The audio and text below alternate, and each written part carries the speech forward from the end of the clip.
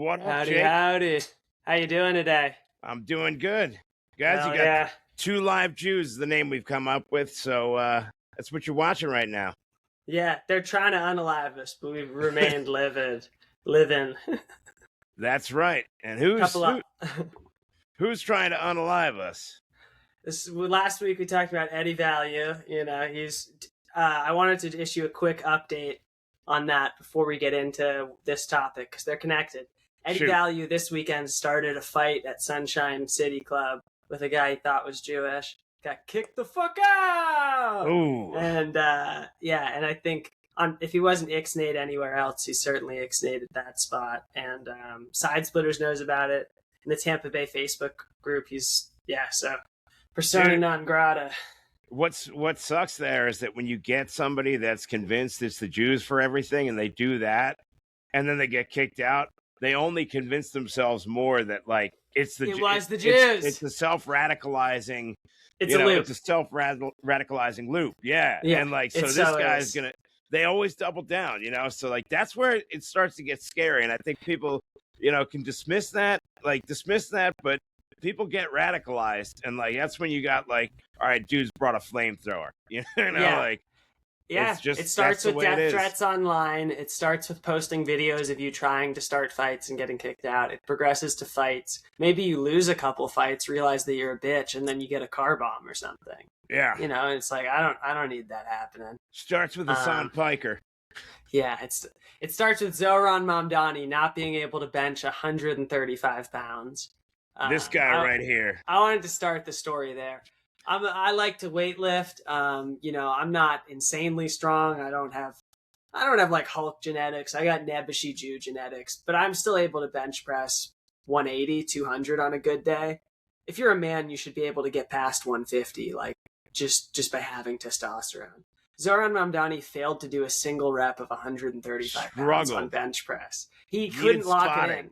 Yeah, they had to save him. Like he was doing the help me. Like I don't got it. It's like, dude, that's 135 is literally the bar and a 45 on either side. It's like most people can curl that. Like that's it's wild. Crazy. Yeah. That's insane. He's got collectivism to help him. The communism will help lift the bar for him. Somebody else has to do the work. Right. Nice, dude. That's how it goes, man. Batting 1,000 at the gate, Casey. Boom. Yeah. Hell yeah. Boom roasted. Boom roasted. Boom Mamdani. Yeah, I'm not a fan. Dude, I don't like that grin that he's wearing all the time. The shit-eating grin he always has? What do you know that we don't, motherfucker? It's evil. There is an evil behind that grin. He's very smug, very smarmy. And like, dude, this guy's in his 30s running the financial hub of the United States without a clue.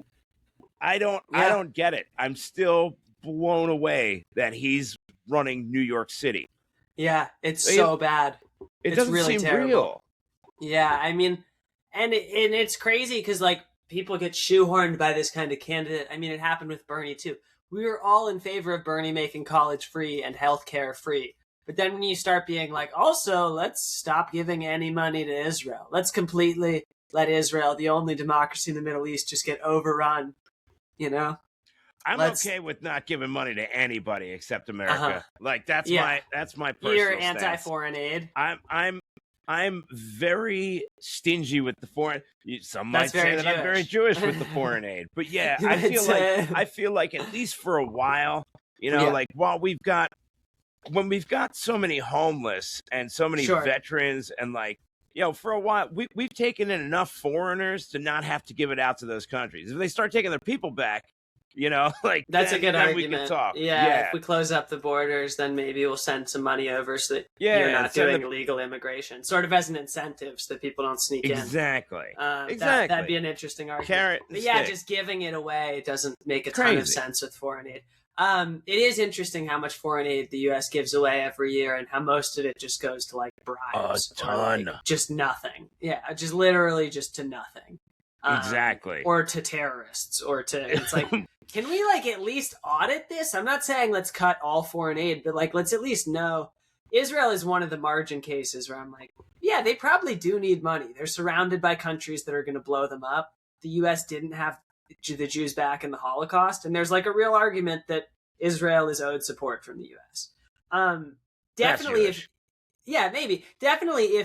it's not going to be supported, it at least shouldn't be under this double standard attack by liberals in the U.S. Like, Israel is held to a higher standard than America by liberals, and it's just bullshit. It's like America doesn't have any of the problems Israel has to deal with, and Zoran and idiots like him are trying to like hold them to this like impossibly high standard. It's like, it's a war that Israel didn't start. Like, what do you want?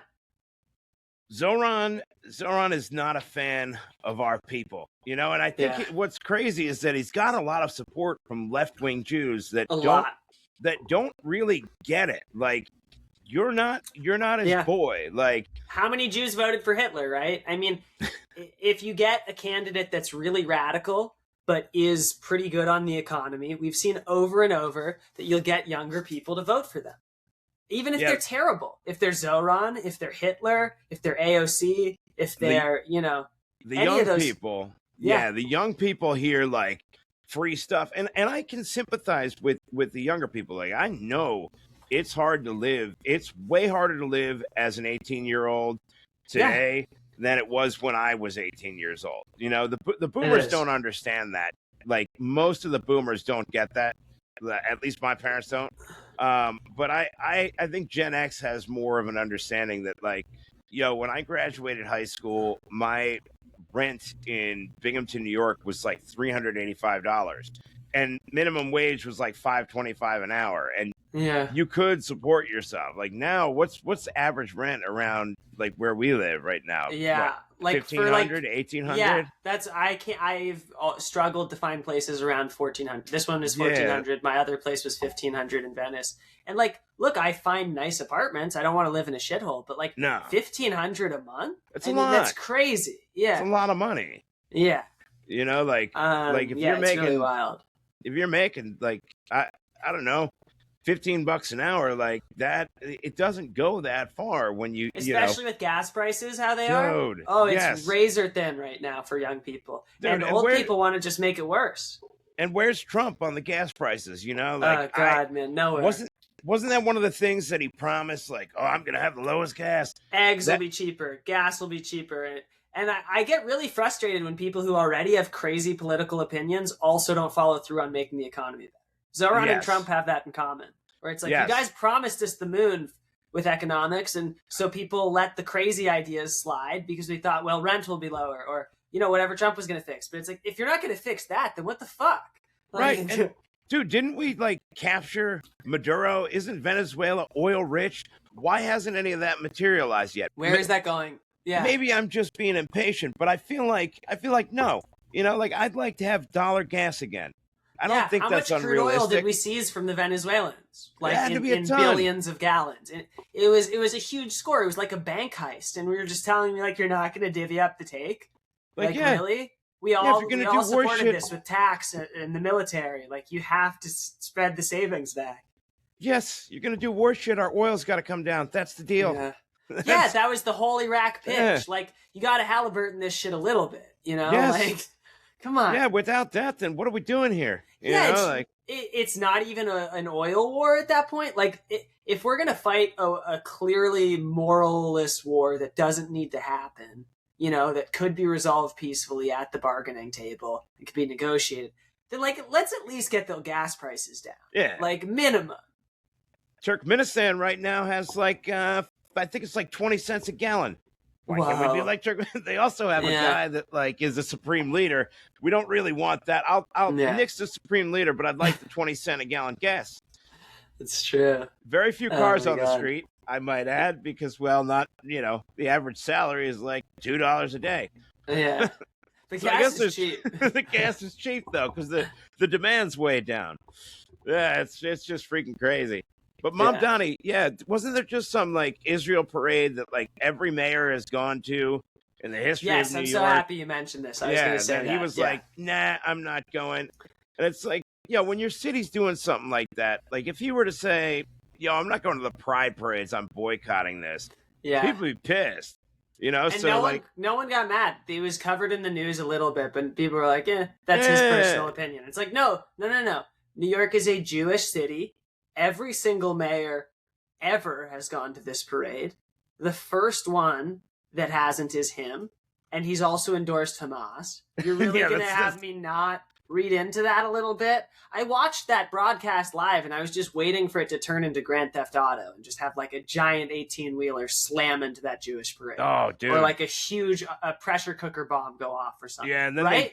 they blame the Why truck. did he skip it? What did he know? I was really worried for a minute. I'm sorry if that's Islamophobic, but like the first pro-Hamas mayor skips the Israel parade. I was like, this seems... Like, yeah.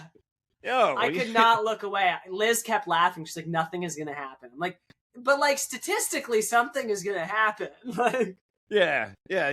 Usually nothing happens until it does. And then when it does, you know, what I found is that whenever the people being run over are in a group that is considered like not protected, like it was a bunch of white people, and the perpetrator of that happens to be like a black guy or a Muslim, what they do is in the news, they blame the vehicle, like car runs over 45. It's like, there's they really somebody driving that car. It. They'll be like mentally ill guy. It's like, was it mental illness? Was it? He was a Black Panther.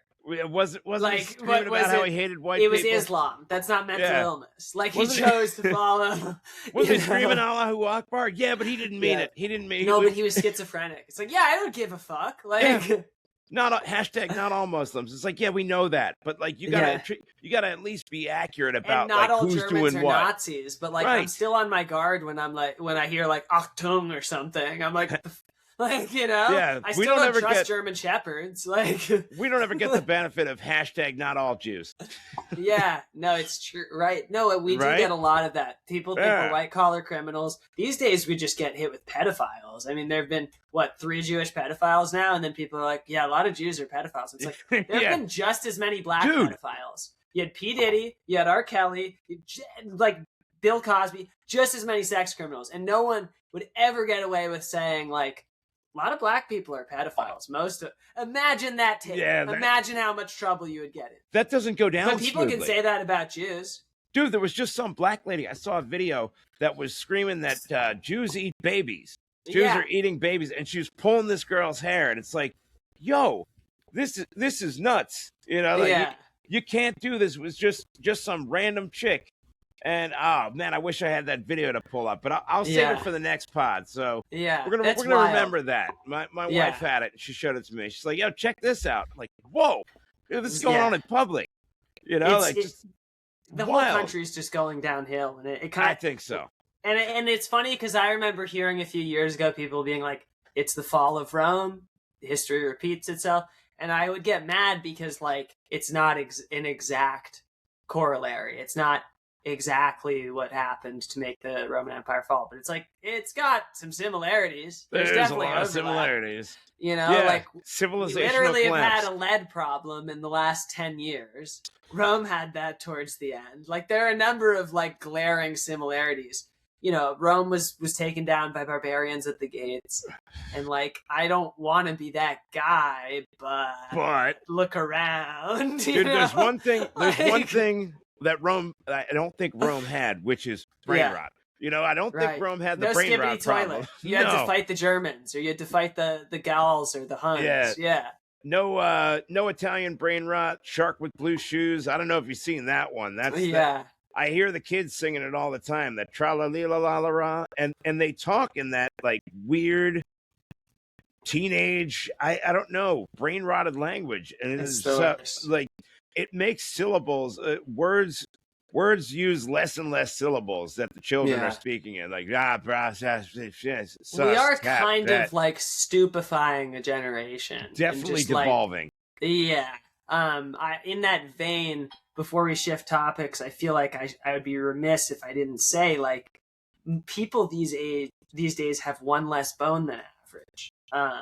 And it's because they're leaning down so much to look at phones. That your neck bone and your like back whatever bone are like fusing, and so like I don't know, people your age probably still have like 2 bones, and then a lot of people my age are like looking down so much that they have one less bone. I'm like, wow, that we're literally mutating. We're evolving. Wow, we're devolving. Yeah. We're literally devolving. We're adapting to a change of of something that's never been in the environment before, the stimulus of the phone. And we don't know what that looks like long term, but I don't like it's not looking good in the short term. So I can only imagine like if it starts with bone loss, it doesn't lead somewhere good. Yeah, bone loss and brain cells, dude. Like I look around some days at the kids like in public everywhere. And this isn't this is everywhere. And I think, how are they going to be able to like run the electric grid? You got to hope that there's still enough smart ones that they'll be able to keep it. Right, if society collapses, can we reboot? Because like I don't know if there is one competent welder and one competent. Like, it used to be the odds were just good enough in any survival movie. They'd be like, yeah, of course you can restart society. Like, you just need one or two of each job. And now it's like, there are so few people that know what they're doing. And we're so dependent on so many systems that were like, built before us. No, Yeah, like the advanced, I mean, there's certainly things that ancient civilizations had that the knowledge was lost over time that we don't have today. So like to think that can't happen again is hubris, like, it certainly can happen again. Well, I'm really happy you mentioned that. We were talking about Rome. Roman concrete is a great example of that. They have better concrete than us to this day. Look at an apartment building from the 1900s. It will fall apart faster than the Colosseum. The Colosseum is over 2,000 years old. Damn good point. What the fuck? Damn good point. Yes. And so part of it is it's believed that they were using volcanic ash in their concrete, which gave it sort of this rehealing ability. Nice. This magnification, which can sort of, it can sort of self-repair over time. And so it deteriorates a lot less fast. Better. Yeah. And so now like regular concrete, it's porous. It wears away faster. It's shit compared to Roman concrete. That's a damn good point. Yeah. And it would seem that that's something that's been lost over time. Just lost it. Yeah. If you want to get down to like, let's say the pyramids, like we could probably build them, but are they gonna last for that many years? I don't think so. Everything's made to last less and less time. And we could not make it without the tools we have now. Like, they could make the pyramids with what we have. We could not make the pyramids with what they have. No. Yeah. No. We're also not allowed to have what they have, which is thousands of slaves, I guess, unless you're in Asia, Africa, or the Middle East. But or Saudi Arabia for the Olympics, right? Yeah. If you need to build an Olympic stadium quickly, it's fine. Or Dubai, like, people love Dubai, and it's like that place is completely run by slaves. Like slaves they execute gay people over there, but have fun. It's great. Have a good time at the casino. Yeah. Materialism, like that is material. That's Sodom and Gomorrah over there. Yeah. That's, even the cops drive Bugattis, and it's like what the. And then just anybody that speaks out becomes like a human rights prisoner. You're like, what the fuck is this? Oh, yeah. Shit? Yeah, they take people. They take people from other countries. Like, they think they're signing up for something great. And then, like, you're kind of captured there. They take away your passport. Like, those people, for all intents and purposes, are enslaved. They can't freely leave. Where are they going to go? So, like, that's not great. But everybody seems to love Dubai and, like, it's pumped. So... Yeah, people get so pumped on Dubai, the Riyadh Comedy Festival. It's like, we know that they wasn't it 8 out of 11 were Saudi Arabians that did 9/11 at the flight school? And it's like, it's insane. Like, most of them were from there. And then everybody came over to the comedy festival. It's like, wait, so you're taking blood money 25 years after 9/11? Yeah. Yeah, exactly. And like those same people will bitch about like the slavery that doesn't exist over here today. Yeah. And be fine with the slavery that exists in modern times. It's just hypocritical is all, like, and they won't ever own it. They've got all that money, they've got all that money. They're taking the payout, and honestly, like, all right, moment of honesty here. Right now, with the financial conditions in America, would I take a huge show over there? Yeah. It doesn't feel good to say but if I was going to get $1 million, I would do it. And I'd ask for forgiveness afterwards, like, I don't know what to tell you. It's bad, but these people don't have the ability to be like, it's bad. They just think you're bad for noticing what they've done, and they don't want any criticism. Like, yo, you took the money. You're going to have to take some shit now, too. Sorry, Bill Burr. Yeah, exactly. It's you can't have one without the other. You can't. I mean, I was shocked. I was just truly shocked that like people were like, it's fine, it's a gig. It's like, no, it's not a gig. Yeah, like, they're selling their soul. Yeah. It's a little more than that.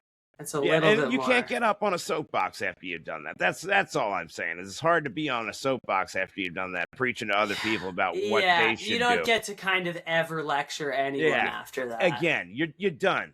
Like, you did it. No more lecturing. You've kind of permanently lost your moral high ground. Like, if somebody just like steals your money, even, like, you shouldn't be allowed to call the cops. Like, you should just like kind of like whatever lumps you get following that are just karma, because you're just like a bad person, honestly. Taking what's that called? The king shilling. You know, when you turn in.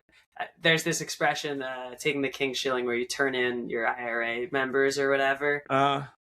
And like, you know, it's like you'd get out of it. Maybe you'd get fed. But you know, your whole cell of IRA people that were like your family, basically. Oh, okay. And that's bad. It's that kind of thinking where it's just like, okay, yeah, like if you can live with that, you know, that 9/11 happened, and that, you know, you're working for the people that did it. Like, okay, if you can square that circle, have fun living with that. But I couldn't.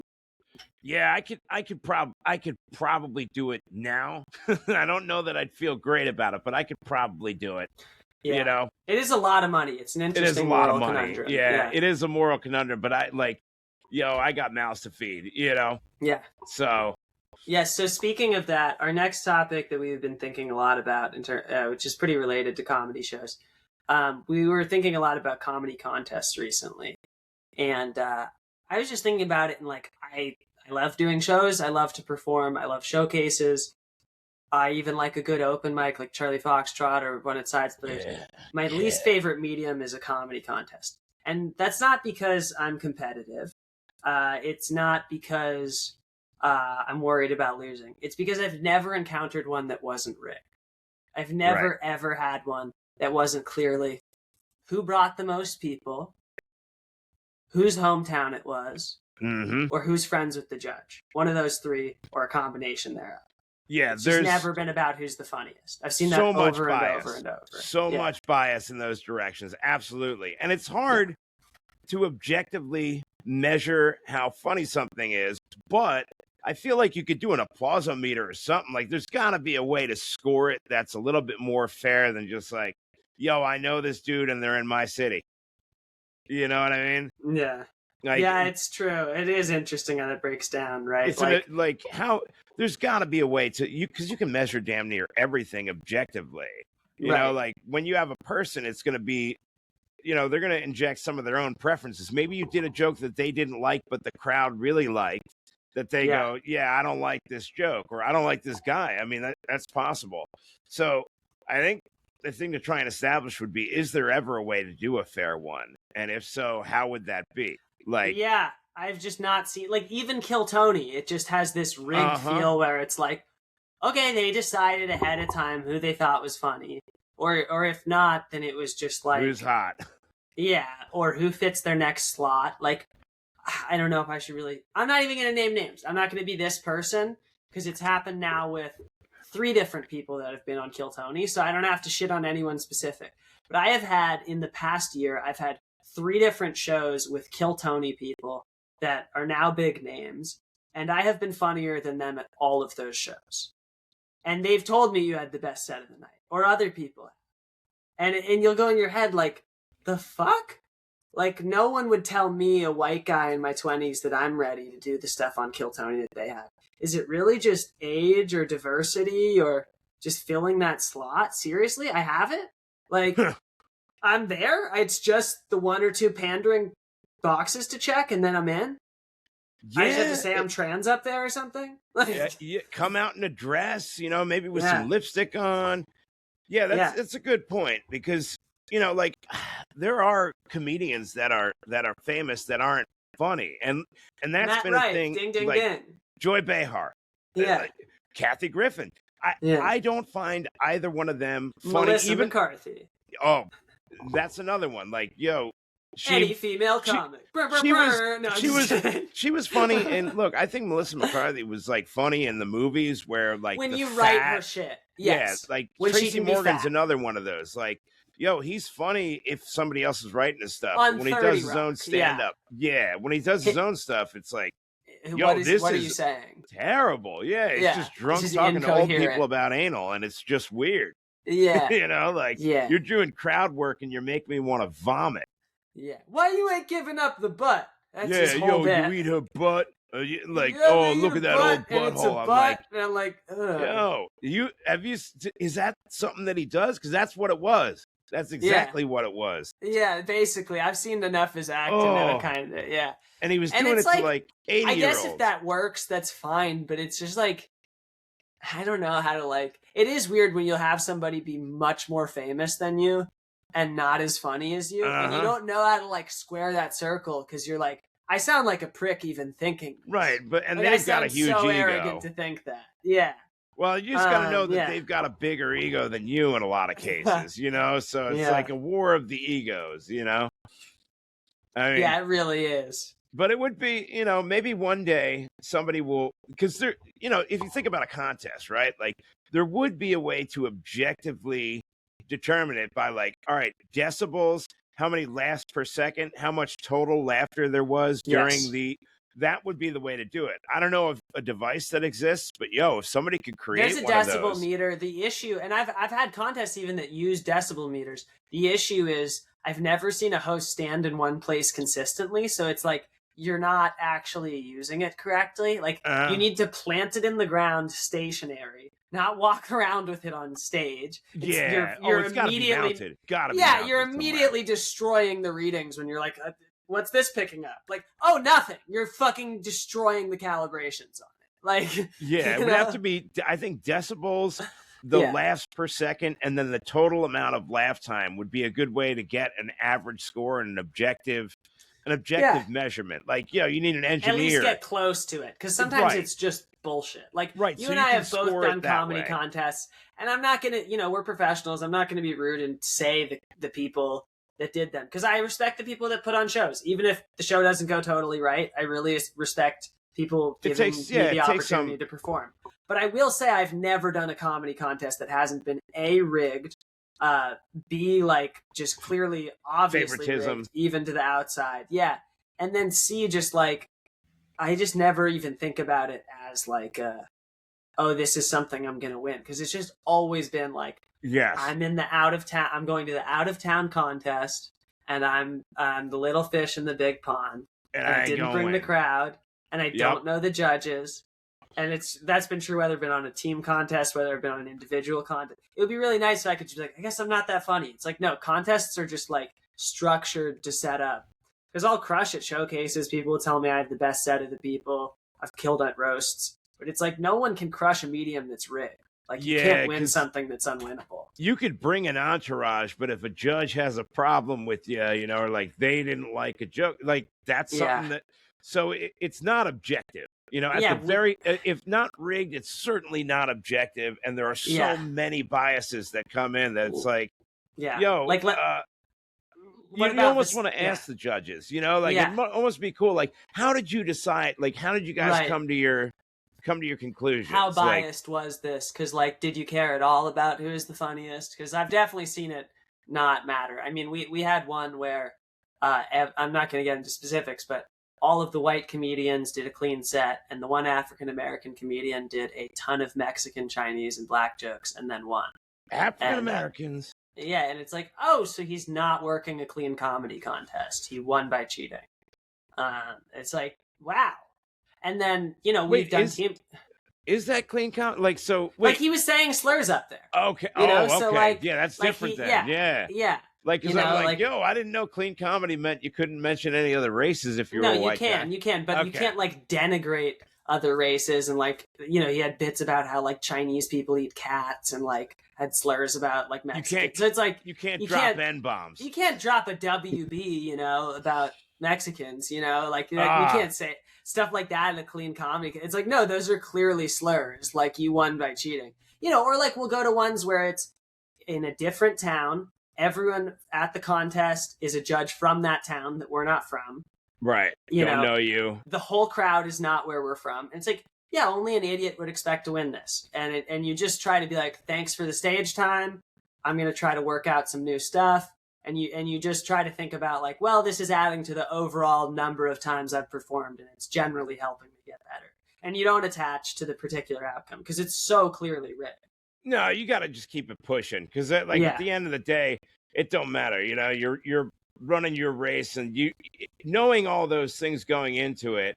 Like that's how I felt like when I did Visani. So it's like, yo, I brought 3 people, and they're voting like writing on a piece of paper. I don't stand a chance. you know, like I knew it, but I still had fun, and I was glad that they had me there and everything. Yeah, it was I cool. had the same experience at the Side Splitters comedy contest showcase, and it's like, first you had to be selected for it, which was already an honor, but I knew just like, going up to Dale Mabry with no one there in the crowd for me, I can't win this. You know, there's 200 people in the crowd, none of them know who I am, even though like Johnny Bell came up to me and said I had one of the best sets of the night. Doesn't matter. You don't have the votes. You know? Exactly. Like, that's it. And there is no electoral college of, of comedy this is populism, and that's fine. But let's just be honest about it. Let's not let performers go in with a bunch of naive intentions about how this is a meritocracy where they could win some money. It's like, no. It's a slight step up from an open mic. It's a step down from a paying showcase, and just treat it with, you know, as much energy and positivity as you can. Yeah, like I'd look at it like, hey, yo, if you're an out of towner and you're going there, chances are, unless the audience groans when the judges don't vote for you, then like you're probably gonna. There's no way. Just enjoy it. You know, like have fun. Just have fun. Don't let it ruin your day.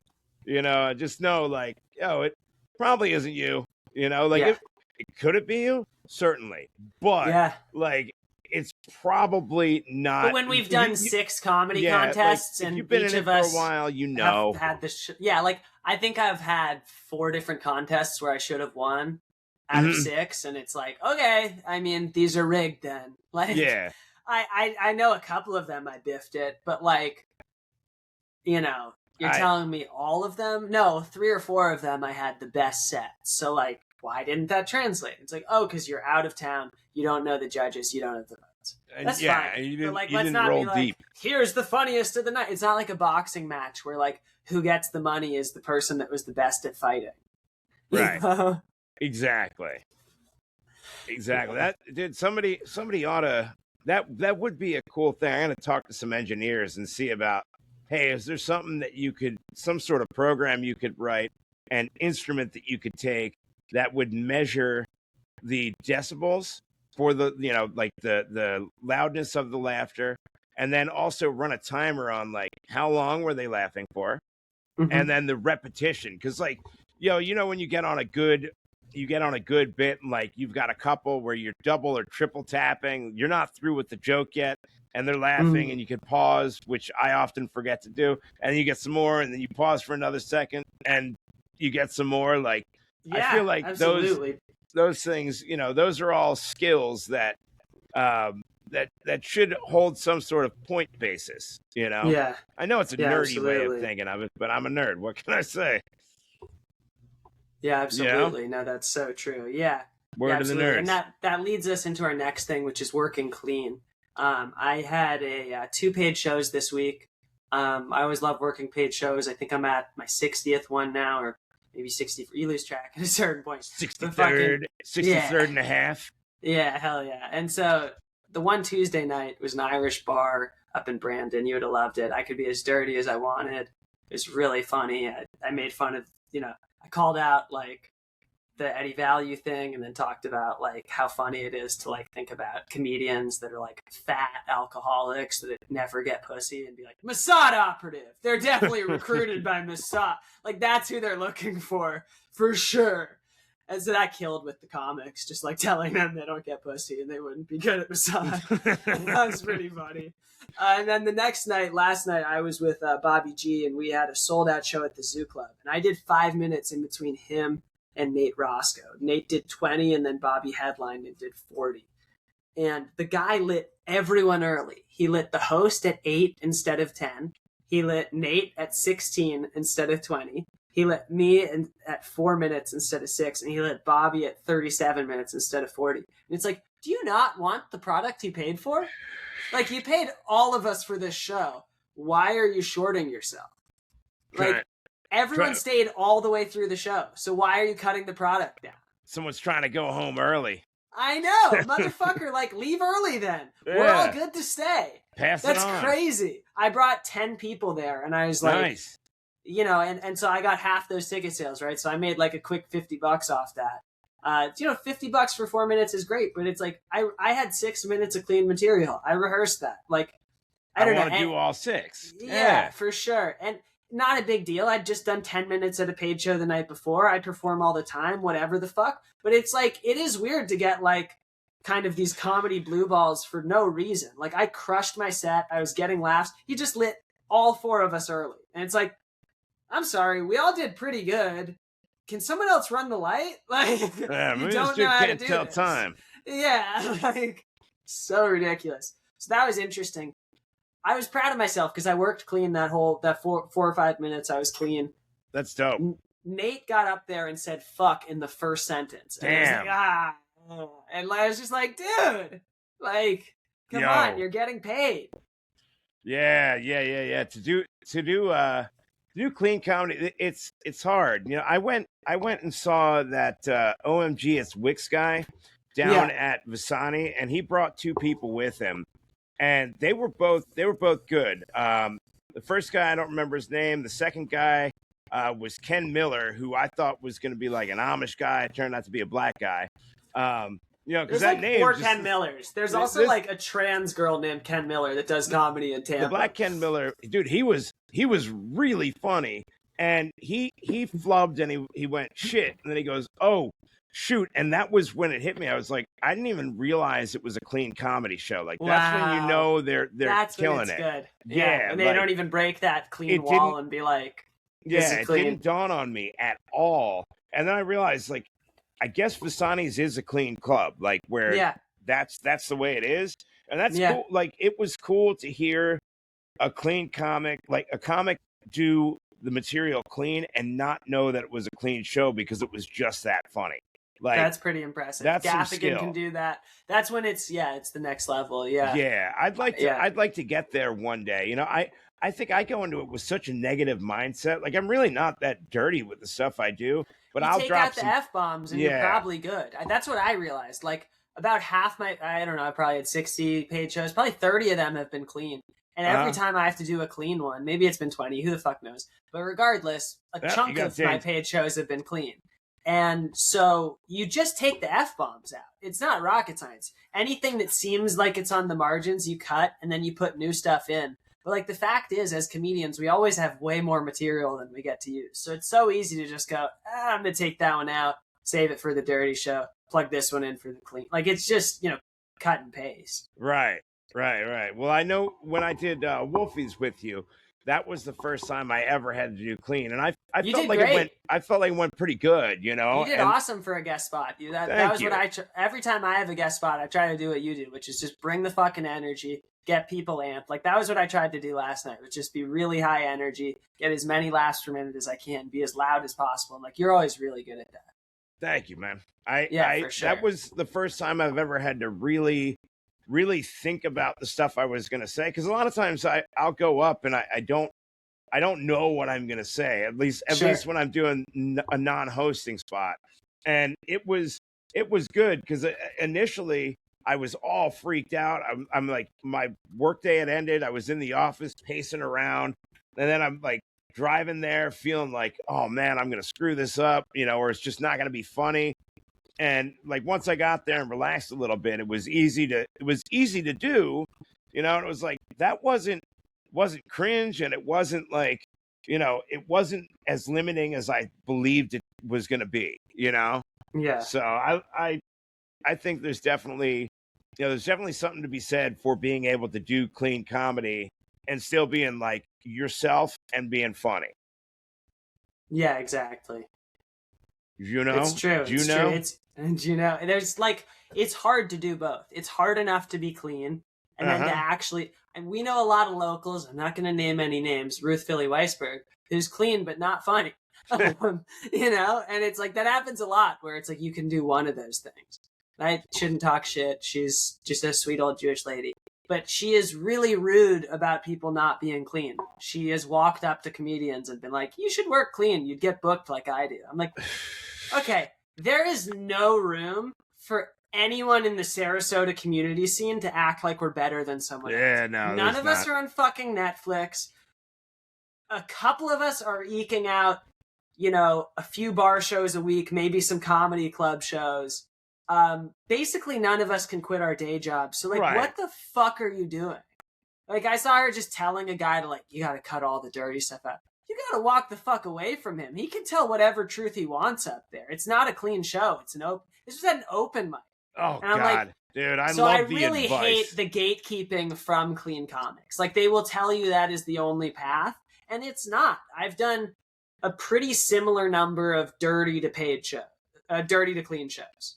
And they pay either way. And it's not like one is dramatically better. You can get in trouble in either direction, right? If you go too dirty at a dirty show, you have to dig yourself out of a hole. Sometimes at a clean place, your stuff is a little dull because you're still working dirty. They both have their pitfalls. But to get puritanical or to feel like you're better than someone for which type of shows you work is fucking crazy. Yes. And there's a lot of comics that love to, when I first got into it, love to come up to you after a show and be like, you could be good if you do this. It's like, everyone else said I did. My set was better than yours. I've seen that. Yeah, you're just like, what the. I mean, I'll take advice. I'll take advice if you're funny, but if you're not funny and you're telling me, there was the one guy that I called the Sovereign Citizen. He didn't last that long, but it was like he just got out of the class at McCurdy's and came up to me afterwards and was telling me what I needed to do to improve. And I'm thinking, you got up there and bombed for 5 minutes. I don't know that I heard a single laugh out of the audience. I got up there and crushed it. I got up there and crushed it for 3. I know. It's like, if you wrote stuff down, you might be able to do a full 5. And then dude, what do you know? No, you end on a hit, especially when you're first starting. Absolutely. Just don't bomb. If you don't bomb, that's crushing. Your first mic. It doesn't matter how much fucking time you do up there. I mean, even now, I'm not afraid of ending a minute early. If I have a really good joke and I go, what I'm about to follow that up with is worse, I'm just like, I've been Jacob Englander. Thank you, guys. Yeah, George Costanza. Why would I fuck up my momentum? End on a high note.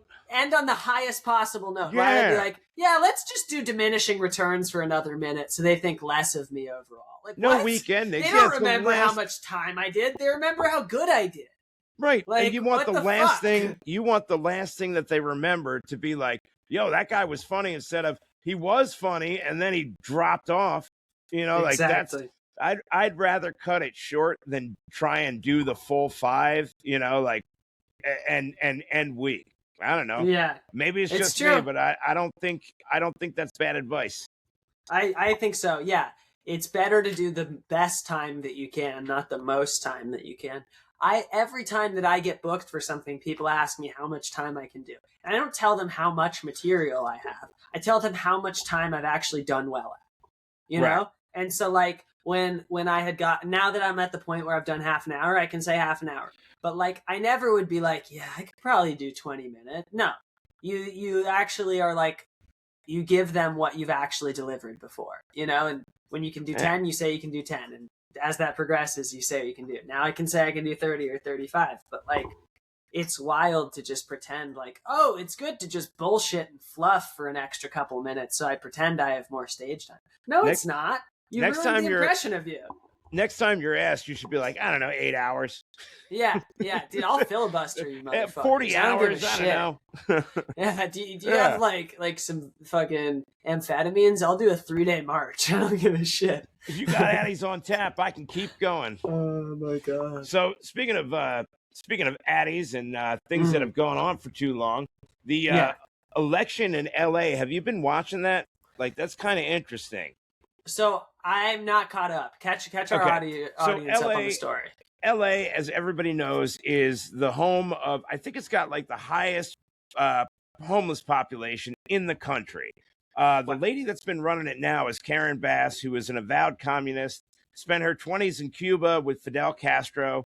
No cap, as the kids say. No kizzy. Doing communist shit. And she's done a pretty horrible job. She was in charge of the Palisades fire. She was in Africa when that happened because the mayor of LA should go to Ghana for the induction of something. What was she doing? Blessing the rains down in Africa?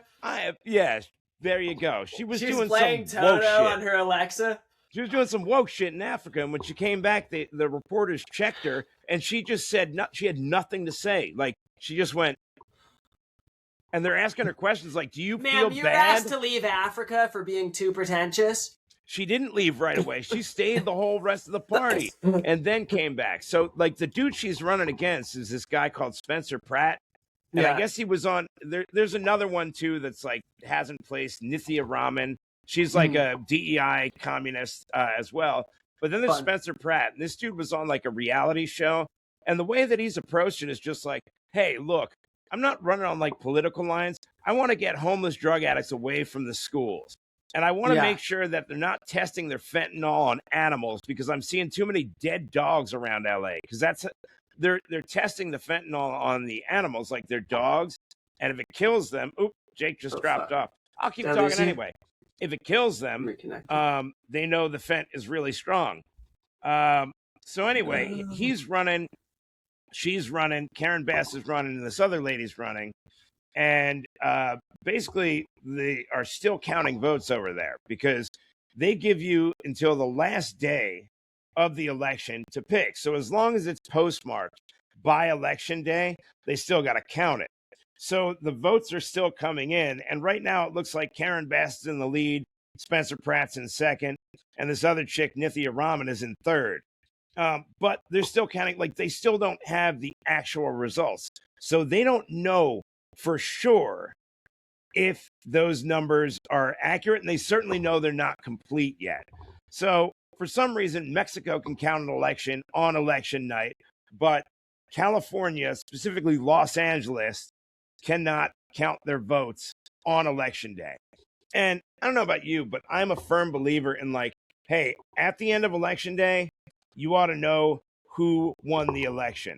Jay, just to catch you up real quick, I was going on about Spencer Pratt and the fact that last I checked, California is still not done counting the votes from election day, even though election day was a couple days ago, because they allow vote by mail and it can be postmarked for election day. So they're still taking in mail ballots, which is crazy. Like, if Mexico can have an election result on election night, a first world country ought to be able to do it too. So it's just pretty interesting. And Spencer Pratt's approach has been one of common sense. Like, my house burned in the Palisades fire. My parents' house burned in the Palisades fire. Like, there is so much waste in this city, and we've got a bunch of homeless drug addicts everywhere, and we need to do something about it. Yes. Because they're incentivizing drug addiction out there. Like, when you do those needle exchange programs, and look, I feel I have authority to speak on this, being somebody that was addicted to heroin. You don't give them free shit because they don't exchange them. They throw them on the ground. And having a bunch of mentally ill people, mentally ill homeless drug addicts in front of children's schools, to me, in a first world country, is unacceptable. Like, I don't accept that that's the way that it has to be. And that's the lines he's running on. Yeah. And they try and trap this guy. They're like, are you MAGA? Are you He's like, it's not about that. What I care about Washington, D.C. doesn't matter. I need to fix L.A. And that's the way, like, local elections should matter like that. Like, where, fuck what's going on in D.C. There's bajillions of people. To focus on here. Right. Make tangible like the results. Walking Dead homeless epidemic of California. Or saying, I mean, whether you think this is good or not, they got to figure out the sanctuary city thing. That's crazy. Whatever side you're on, that's an issue he has to run on. Yeah. You don't even have to I think it's nuts. I think any city that goes, hey, we'll take in illegal aliens and pay for their health care and you're like, we're going to put the burden on Americans to pay for foreigners sounds absolutely nuts to me, because you as an American can't go to the country of origin that those people came from and they won't pay for your shit. Like, I know, it is weird, and we're racist when we call it out. And it's like, yeah, it only seems to apply. I'm sorry, those are my opinions. Like, how I feel is that it feels wrong that you can just come in here, make yourself at home, not be a citizen, and it's like not speak our language, or even try. And I'm not saying that, like, if you're in a horrible situation that somebody shouldn't accept you and somebody shouldn't help you, but it always has to be America 100% of the time. It can't be like Rome and the Catholic Church. They can't spend some of their money on the refugees. It can't be. Why can't it be Guatemala? It is weird that it's always us, right? Yes, us or Europe, because they're dealing with that in Europe too, and the UK. Right, but it is interesting why it's like, okay, so there's the Syrian immigration wave, right? They're moving. And people are like, yeah, America's going to take them in. And America was like, we don't really want to. And guess what? Germany and Britain ended up handling a lot of it and taking a lot of them in. Guess what it's done for them? It's made their rapes go way up. Yeah, it has had some terrorism has gone up in France, Germany, and Britain. As any of the sanctuary countries. And, like, you know, sorry that happens to be true, but, like, immigration is this double-edged sword. Like, it always has had issues when coming in, whether you're the Irish in the 1800s, the Italians coming in after them, the Jews coming in. Every single group, when you first get here, you do crime, you do bad stuff because you want to get ahead. And it's like, you can't get around that. That's just the first generation of immigrants. I know tons of Jews, first generation, they played it crooked. Of course they did. They had to get ahead. And that's true of just every group that gets here. You don't play by the rules that first generation. And, like, it's tough because it's, like, hard to call that out when we're white and they're not.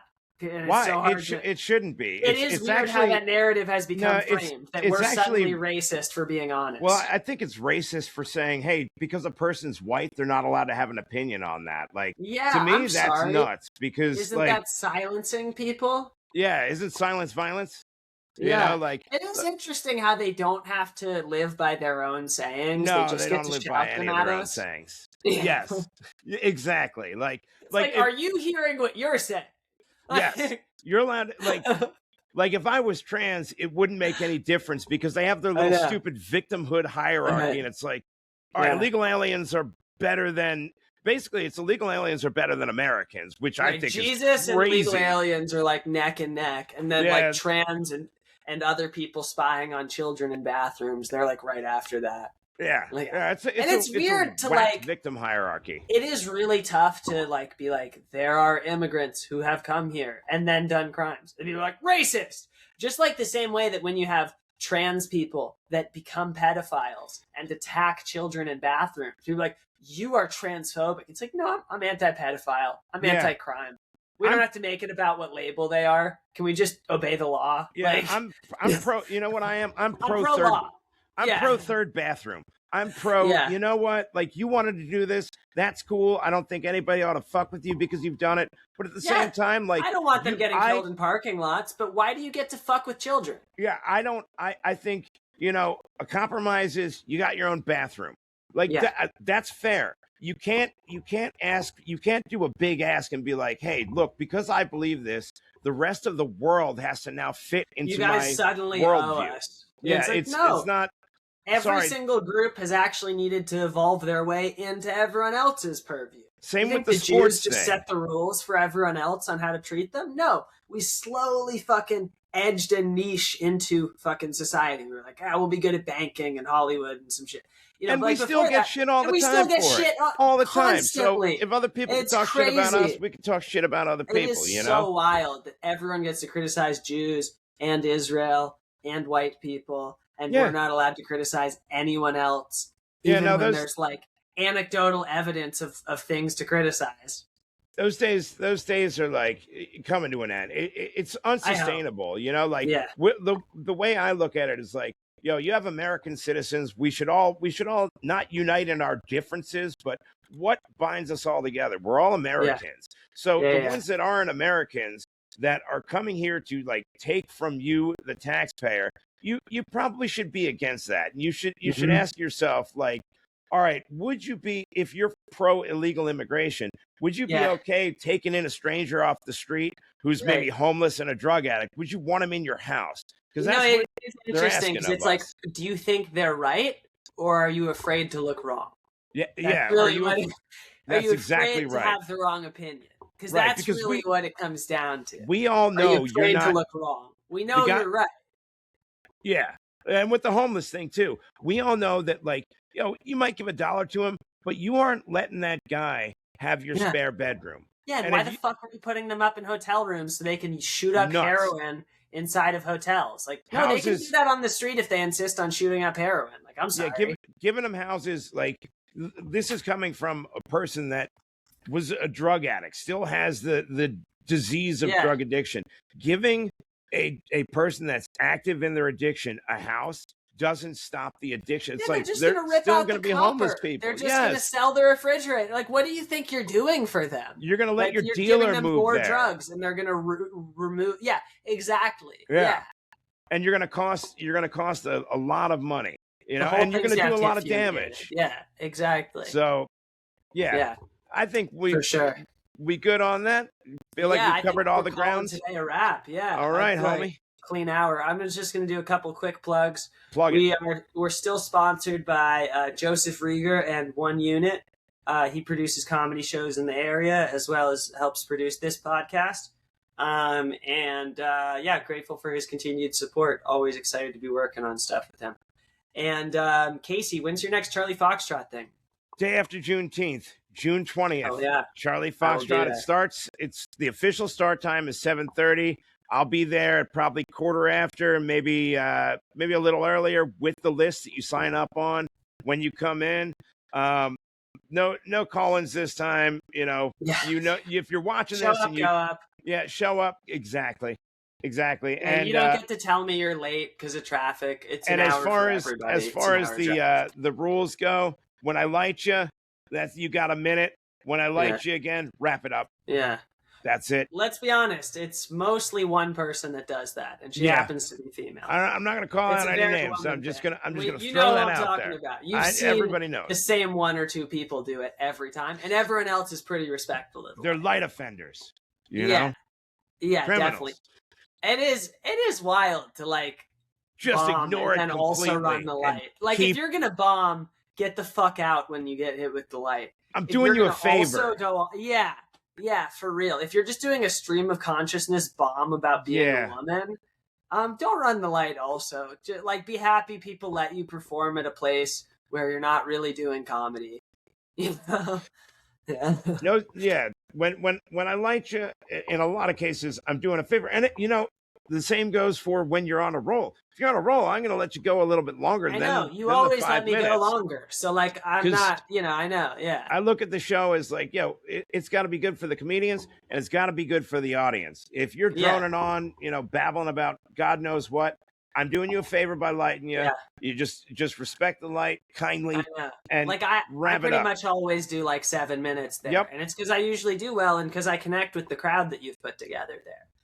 Because that's my kind of room where it's just I want to unfiltered keep it good, and you can be honest. Yeah. I love that it's a full room every time. You can say what the hell's in your mind and people aren't PC SJW babies. That is a really hard thing to do. That's a very hard thing. And you've kept it going month to month. It's very impressive.